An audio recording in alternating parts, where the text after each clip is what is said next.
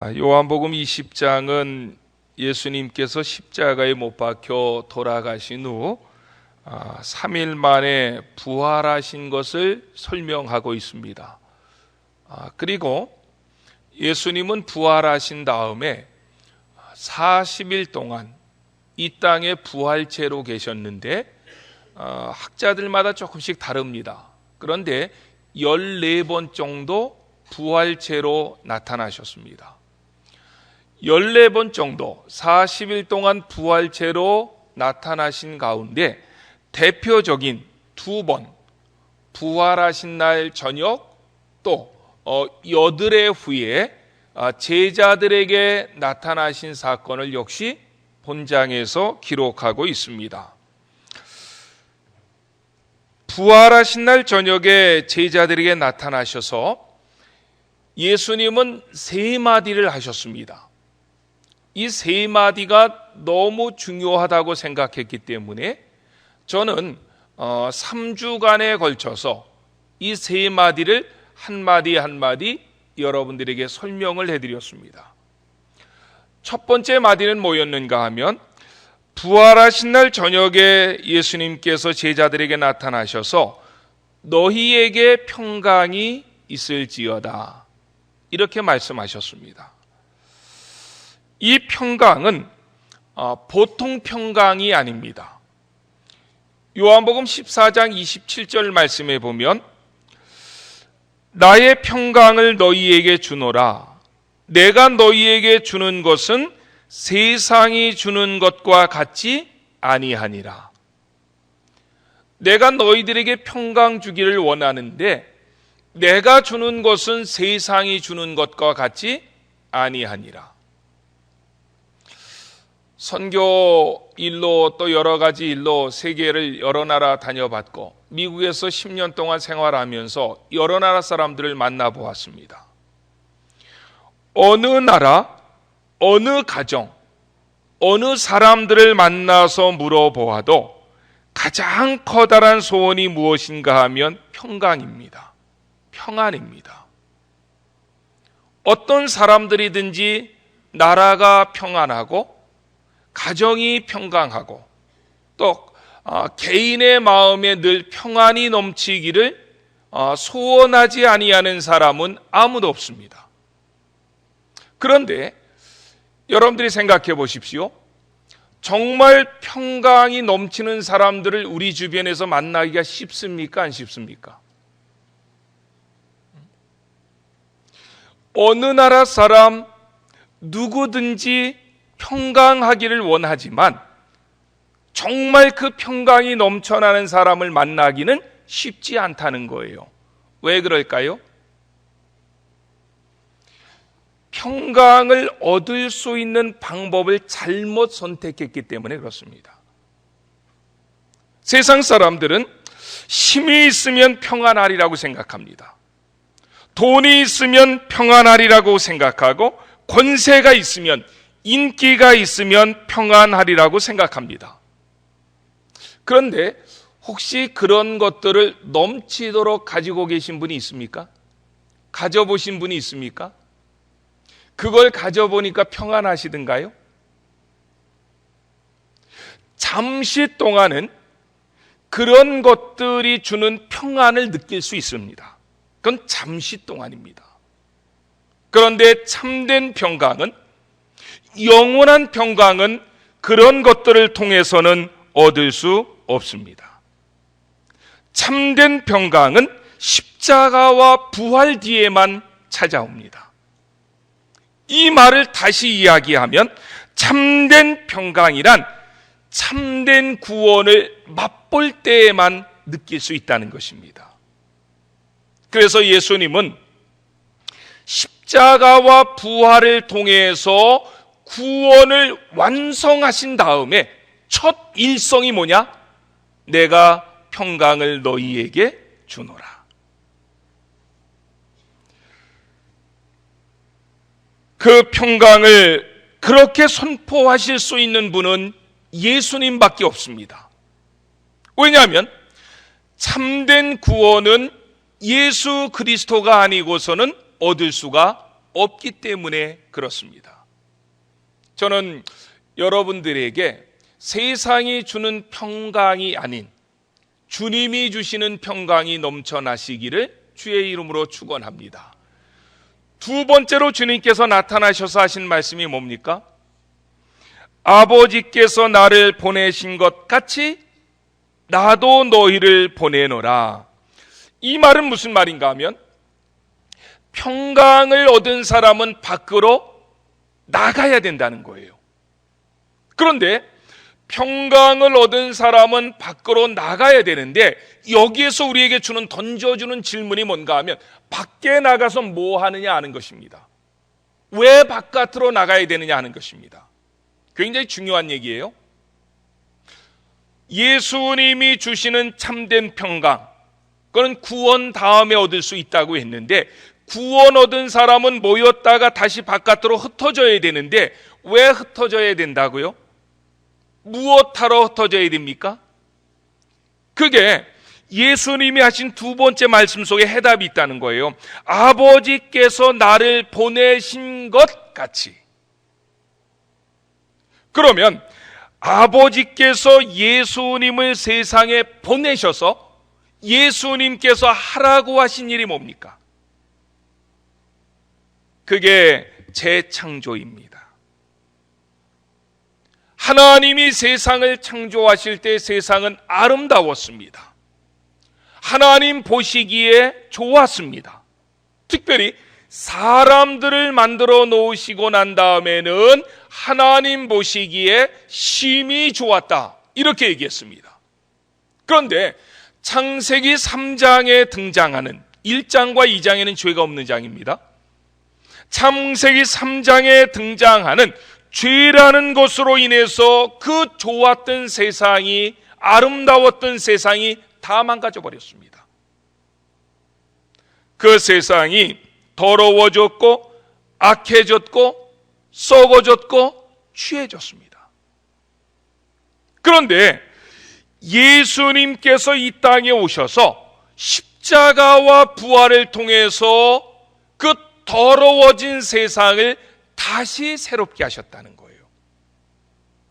그것을 우리는 재창조, 이렇게 말합니다.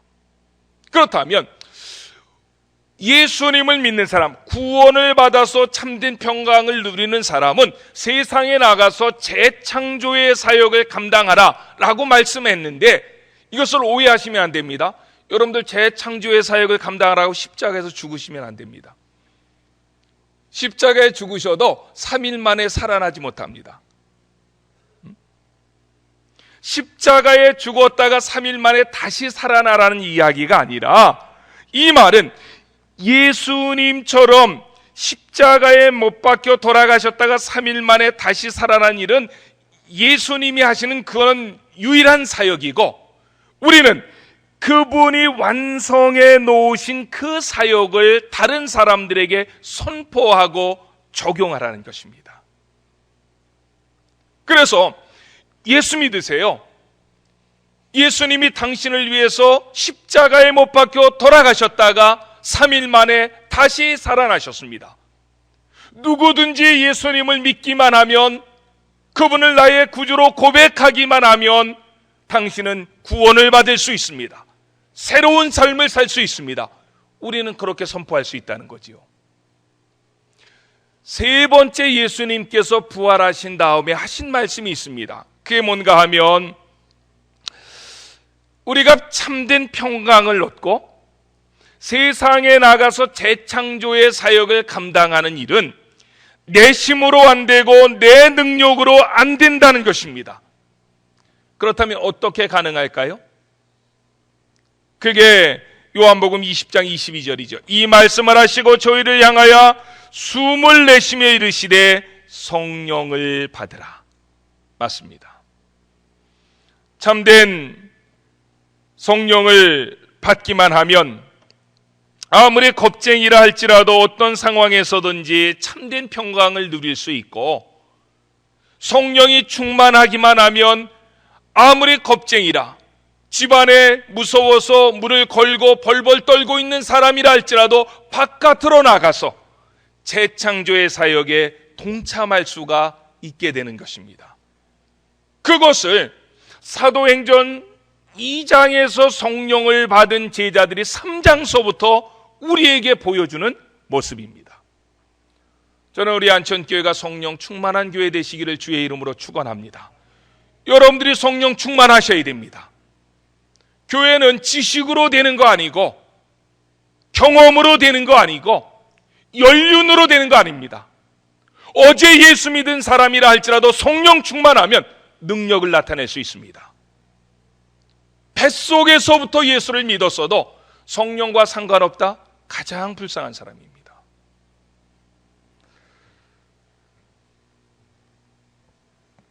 이렇게 예수님께서 첫 번째 나타나셔서 새 말씀을 하시고 제자들에게 부활체의 예수님의 모습을 보여주신 다음에 사라지셨습니다. 그런데 문제는 그 자리에 한 사람이 없었다는 거예요. 제자들 가운데 몇 사람이 있었습니까? 우리는 12이라고 했으니까 11명이 있었구나. 한 사람이 없었으니까. 가룟 유다는 없었습니다. 그러니까 거기에 10명이 있었겠지요. 정말 예수님의 참된 제자들 가운데 한 사람, 디두모라고 하는 도마가 그 자리에 없었다는 거예요. 도마가 어디 갔다 왔을까요? 그거는 이야기하면 이단입니다. 성경에 아무도 말하고 있지 않는데 내가 기도하다가 봤다는 둥, 그렇게 하면 안 됩니다. 성경에서 말씀하고 있지 않는 것은 우리는 모르는 것입니다. 하여튼 도마가 어디에 나갔다가 돌아왔는데 제자들이 얼굴에 확신한 모습으로, 기쁜 모습으로 우리가 부활하신 예수님을 보았다고 말했습니다. 그럴 때에 도마는 믿지 못했습니다. 그때 도마의 대답이 25절입니다. 다른 제자들이 그에게 이르되 우리가 주를 보았노라 하니 도마가 이르되 내가 그의 손에 못자국을 보며 내 손가락을 그 못자국에 넣으며 내 손을 그 옆구리에 넣어보지 않고서는 믿지 아니하겠노라. 다른 제자들이 확신에 찬 모습으로 부활의 주님에 대해 설명했지만 도마는 믿을 수 없다 이야기합니다. 다른 제자들이 한 말을 도무지 믿지 못하겠다라고 말합니다. 그 사건이 있은 후 8일이 지나서 부활하신 주님께서 제자들에게 다시 나타나셨습니다. 거기에 도마가 있었을까 없었을까요? 있었습니다. 예수님은 제자들에게 했던 말씀, 너희에게 평강이 있을지어다, 이 말씀 한마디를 하시고 난 다음에 바로 본론으로 들어가십니다. 본론은 뭐예요? 도마, 이리 와봐라. 25절에서 도마가 했던 말을 주님은 다 알고 계셨다는 거예요. 그리고 도마에게 27절에 말씀합니다. 내 손가락을 이리 내밀어 내 손을 보고 내 손을 내밀어 내 옆구리에 넣어보라. 그리하여 믿음 없는 자가 되지 말고 믿는 자가 되라. 부활하신 두 번째로 제자들에게 나타나신 주님이 하신 말씀 가운데 가장 요점이라고 볼 수 있죠. 믿음 없는 자가 되지 말고 믿는 자가 되라. 신앙생활에 있어서 가장 중요한 것은 직분도 아니고 가문도 아니고 어머니 뱃속에서부터 교회를 다녔다고 하는 신앙의 경륜도 아닙니다. 신앙생활에 있어서 가장 중요한 것은 오직 믿음입니다. 믿음이 없으면 우리의 기도도 응답되지 않습니다. 야고보서 1장 6절로 8절에서 말씀하시기를 오직 믿음으로 구하고 조금도 의심하지 말라. 의심하는 자는 마치 바람에 밀려 요동하는 바다 물결 같으니 이런 사람은 무엇이든지 주께 얻기를 생각하지 말라. 두 마음을 품어 이 모든 일에 정함이 없는 자로다 라고 말씀하셨습니다. 야고보서 1장 6절로 8절에 야고보 사도는 믿음으로 구하는 일에 대해서 말씀하신 다음에 그와 반대 개념인 믿음과 반대 개념은 뭘까요? 네, 의심 이렇게 얘기할 수 있겠죠. 믿음과 반대 개념은 의심 이렇게 얘기할 수 있는데 의심에 대한 정의를 설명해 놓았습니다. 믿음이라고 하는 정의, 이제 의심이라고 하는 정의를 여러분들이 그림 언어를 가지고 제가 설명해 낼 때 여러분들이 한 단어로 그걸 마음속에 딱 집어넣어야 돼요. 그래야 항상 성경을 읽을 때 그게 그런 내용이었구나. 이 의심을 뭐라고 야고보는 설명해 놓았냐면 그것은 바람에 밀려서 요동치는 바닷물결과 같다. 의심이라고 하는 것은 바람에 밀려서 요동하는 바닷물결과 같다. 그 말은 무슨 말입니까? 바람에 밀려서 요동하는 바닷물결과 같다. 흔들린다는 거지요. 여러분들이 배를 탔는데 바람이 없는 날에 배를 타면 흔들리지 않잖아요. 근데 바람이 막 요동치는 날에 배를 타면 어떻게 돼요? 배가 흔들흔들거리잖아요.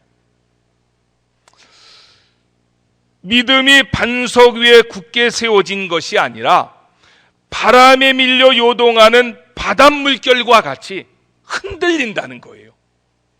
자주 흔들린다는 거예요. 그것이 바로 믿음의 반대 개념인 의심입니다. 그런데 의심이라고 하는 것을 야고보 사도는 1장 8절에서 다시 뭐라고 설명했느냐면 그것은 두 마음을 품는 것이다. 뭐라고요? 두 마음을 품는 것이다. 이게 이제 믿음과 의심을 정의하는 굉장히 좋은 얘기입니다. 제가 이걸 어떻게 우리 성도들에게 쉽게 설명할 수 있을까? 고민을 많이 했어요. 이 본문을 가지고 묵상을 많이 했고 고민하다가 나름대로 이렇게 예를 든다면은 조금 이해가 쉽겠다. 한국 사람들, 특별히 운동을 좋아하는 사람들에게 잊지 못하는 해가 있습니다. 언제일까요? 2002년 월드컵이 있었던 그 해입니다. 2002년에 월드컵이 있었을 때에 거스 히든크 아주 너무 유명한 감독이지요. 혹시 8강에서 어느 나라랑 붙었는지 아십니까? 2002년에 월드컵이 있을 때 8강에서 우리가 붙었던 나라는 스페인이었습니다. 스페인하고 붙었는데 스페인하고 붙어서 이 연장전까지 포함해 가지고 120분 동안 승점이 없었습니다. 서로에게. 그러면 어떻게 해야 됩니까? 승부차기로 해야 돼요. 이거는 토너먼트이니까 그래야 4강으로 올라가고 결승으로 올라가니까. 근데 토너먼트에서 우리가 정말 기적적으로 5대3으로 이겼습니다. 이 페널킥에서. 그래서 이제 8강에서 스페인을 꺾은 대한민국이 아시아 최초로는 4강에 이제 진출하게 되었습니다. 이제 이 4강을 결정짓는 그 경기는 어디하고 해야 되느냐면 어디하고 했죠? 이태리하고 했습니다. 이태리는 세계 축구의 강국입니다. 뭐 대표하는 나라죠. 영국, 이태리, 스페인 이런 나라 대표하는 나라인데 4강에서 이태리랑 붙었을 때에 온 국민들의 바람은 이태리를 누르고 아시아 최초로 월드컵 축구 4강에 올라가는 이 쾌거를 맛보고 싶었던 것이 온 국민들의 마음이었습니다.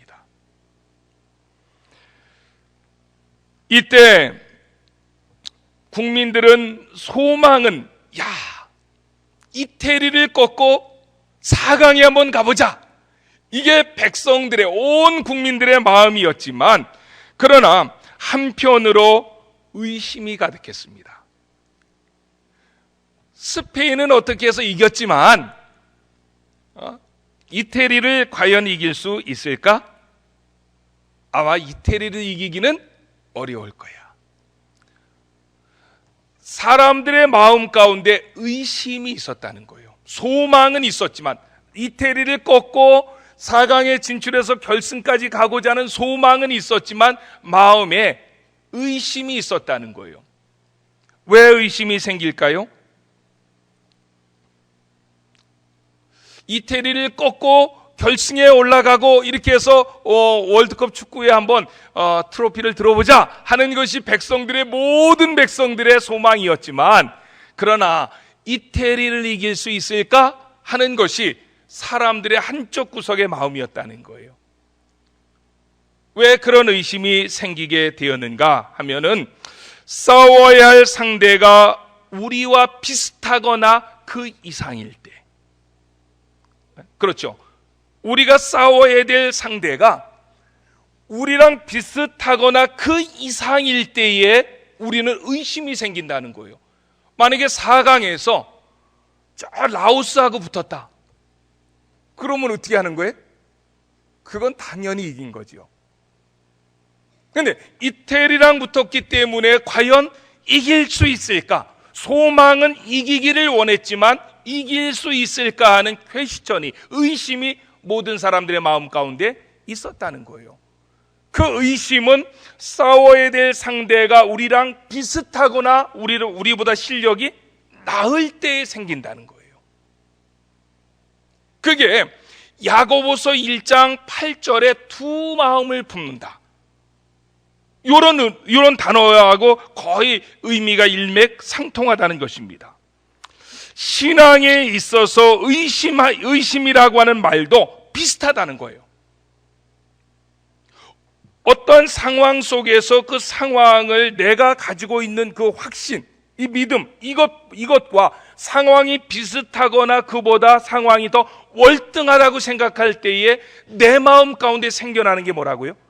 의심이라는 거예요.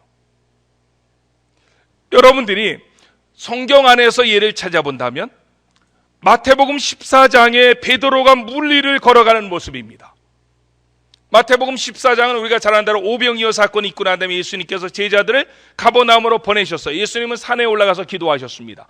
산에 올라가서 기도하시다가 보니까 제자들이 바다 가운데서 큰 파도에 밀려가지고 고생합니다. 그때 예수님께서 밤에 바다 위를 걸어오십니다. 제자들은 그 예수님을 바라보고 유령이다라고 깜짝 놀랐습니다. 그런데 자세히 보니까 유령이 아니었고 그분은 누구였습니까? 예수님이었습니다.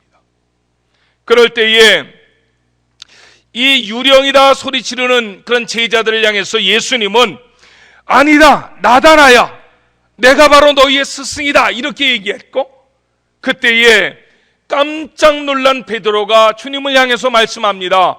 주여, 만일 주여 주시거든 나를 명하여 물 위로 올라오라 하소서. 그래서 예수님께서 그렇게 요청을 했던 예수님께서 오라라고 얘기하십니다. 그래서 베드로가 이제 물 위로 걸어가는데 한 발짝, 두 발짝, 세 발짝 이렇게 걸어가는 거예요. 그런데 앞에서 큰 파도가 밀려옵니다. 그것을 보고서 이 베드로가 그 파도를 보고 두려워하는 마음이 생기자 걸어가던 베드로가 물속으로 어떻게 했다고요? 빠져버렸다는 거예요. 그럴 때에 예수님께서 그 배 위에 베드로를 건지고 난 다음에 배 위에 올라가셔서 그 제자들을 야단칩니다. 특별히 베드로를 야단치셨죠.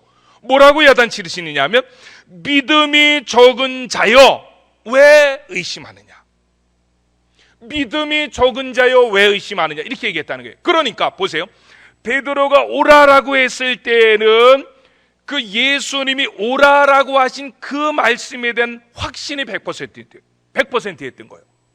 그러니까 베드로는 물 위를 걸어갈 수 있었던 거죠. 근데 걸어가다가 큰 파도를 보고 주님께서 말씀하신 오라고 하는 그 말씀과 파도가 비슷했거나 파도의 능력이 더 크게 보였다는 거예요. 그럴 때 베드로는 어떻게 두 마음을 품게 되었다는 거예요. 처음에는 오라라고 하는 그 한마디만 붙잡고 갔는데 가다가 큰 파도를 보았을 때에 오라고 하는 그 예수님의 말씀과 파도가 같이 보이거나 파도가 크게 보였을 때에 베드로는 물속에 빠지게 되었다는 거예요. 오늘 이 말씀은 예수님께서 두 번째 제자들에게 나타나셔서 하셨던 이 말씀 27절에 믿음 없는 자가 되지 말고 믿는 자가 되라 라고 하는 이 말씀은 우리에게 굉장히 큰 교훈을 준다는 거예요. 왜냐하면 우리가 믿음 생활하면서도 의심하며 믿을 때가 너무도 많다는 거예요. 하나님의 말씀을 우리가 100% 믿으면 그 믿음이 흔들리지 않는데 그 말씀을 붙잡고 살아가다가 환경이라고 하는 것을 만났을 때 그 말씀과 환경이 비슷하게 보이거나 도리어 환경이 더 크게 보일 때 우리의 믿음은 흔들리게 되어 있다는 거예요. 그럴 때 예수님께서 우리에게 주시는 책망은 뭐라고요? 믿음이 적은 자여 왜 의심하느냐? 믿음 없는 자가 되지 말고 믿는 자가 되라.